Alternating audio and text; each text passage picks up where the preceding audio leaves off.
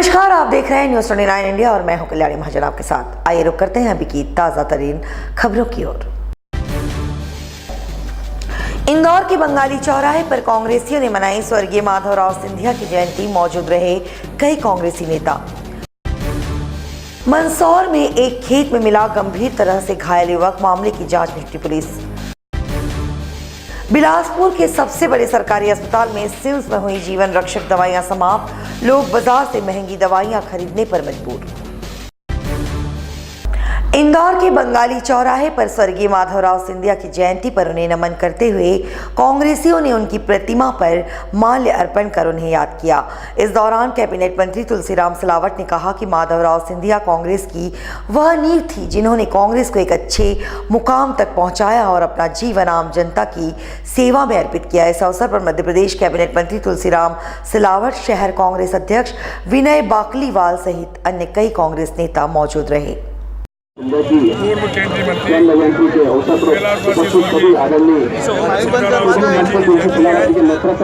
इंदौर की तरफ से, मध्य प्रदेश की तरफ से उनके चरणों में नमन करता हूं और जयंती की आप सबको बधाई देता हूं कि राष्ट्र का ऐसा नायक जिसने मध्य प्रदेश के देश को एक नई विचारधारा, एक नया सोच, एक नई तरक्की की जो एक संकल्प लिया था, सच्ची हमारी कल्पना वही होगी उनके लक्ष्य, उनकी भावनाओं को, उनके उद्देश्य को हम आम जनता तक पहुंचाने का प्रयास करें, क्योंकि यही होगा सबसे बड़ा संकल्प मेरे जीवन में यही नहीं हो सकता जो समाज का अंतिम व्यक्ति है उसका विकास।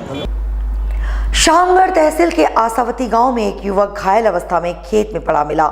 युवक का नाम भारत सिंह बताया जा रहा है। खेत मालिक ने युवक को ऐसी हालत में देख तुरंत युवक के परिजनों को सूचना दी। गंभीर घायल युवक को तुरंत गरोठ हॉस्पिटल ले जाया गया।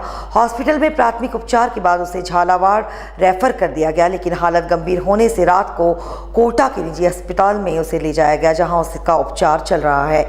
घायल युवक भारत सिंह कुछ भी कहने की स्थिति में नहीं है, उसके बताने पर ही सही स्थिति का पता चल पाएगा। फिलहाल पुलिस मामले की जांच में जुटी है। Bureau report news 29 India.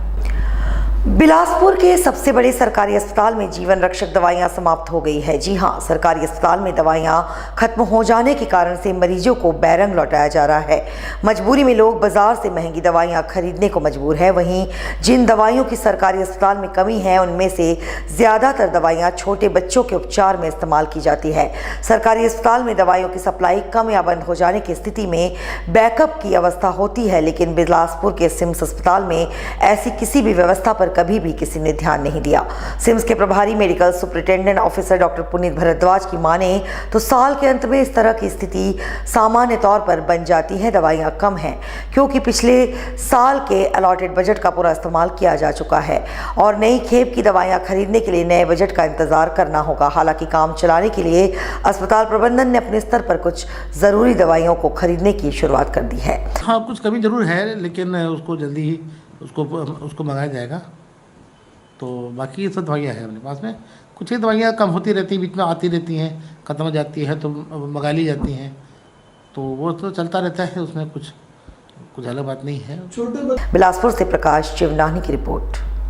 विधायक केशव प्रसाद चंद्रा के द्वारा जांजगीर जिले के पहले प्रेस क्लब का जैजपुर में लोकार्पण किया गया। इस दौरान बतौर मुख्य अतिथि क्षेत्र के विधायक केशव प्रसाद चंद्रा की अध्यक्षता में नगर पंचायत अध्यक्ष मीना चंद्रा, वरिष्ठ अतिथि राजेश द्विवेदी सहित अन्य गणमान्य लोग उपस्थित रहे। केशव चंद्रा ने आने वाले समय में पत्रकारों के भवन का विस्तार करने की बात कही और वहां के पत्रकारों के लिए ग्रंथालय दिए जाने की भी घोषणा की। Report news 29 India.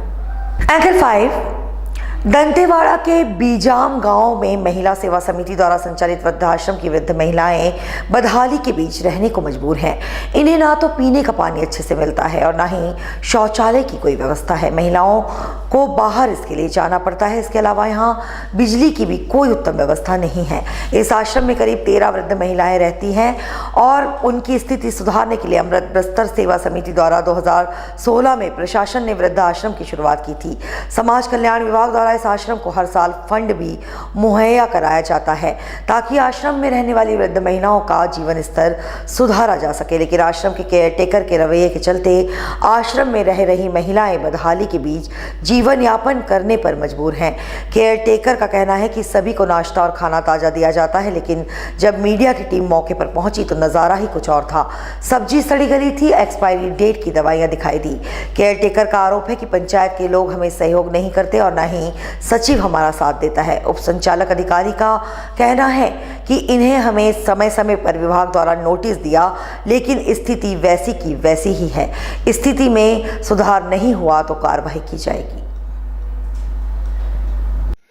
मेरा नाम नीतू दान है और ये संस्था मेरी मम्मी हेलन दान है, वो चलाती हैं और उनको अभी कैंसर हो गया तो ऑपरेशन हुआ है तो वो नहीं आ पाई हैं, इस वजह से मैं आई थी।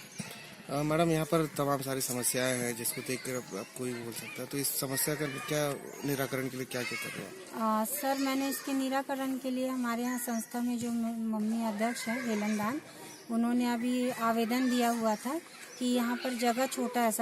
सबसे बड़ी समस्या तो वो है हमारे लिए, जगह छोटा है और हम यहाँ पर कुछ काम भी नहीं करा सकते, जैसे शौचालय बनाना है या और अपने को कुछ एक्स्ट्रा रूम बनाने हैं तो वो भी हमको पंचायत के परमिशन के बिना हम बना नहीं सकते। हमने पंचायत में आवेदन लगाया था कि हमको शौचालय बनाने का परमिशन दो करके, तो उन्होंने परमिशन नहीं दिया और अभी वो क्या आंगनबाड़ी वाला जो शौचालय था उसको भी उन्होंने ताला लगवा दिया। तो यहाँ क्या होता है, जो सचिव हैं वो हम लोग को कोऑपरेट नहीं करते। ये बीच बीच में हम लोग को नोटिस देते रहते हैं। जब भी मैं निरीक्षण में जाता हूँ, कमियां मिलती हैं तो उसके संबंध में नोटिस दिया गया है सुधारने के लिए, और अभी भी ऐसी स्थिति है तो उसको हम निश्चित रूप से कार्रवाई करेंगे और शासन को पत्र लिखेंगे उचित कार्रवाई करने के लिए। अभी की खबरों में फिलहाल इतना ही। लगातार खबरों के लिए बने रहिए न्यूज़ 29 इंडिया के साथ। एक देश सारे प्रदेश।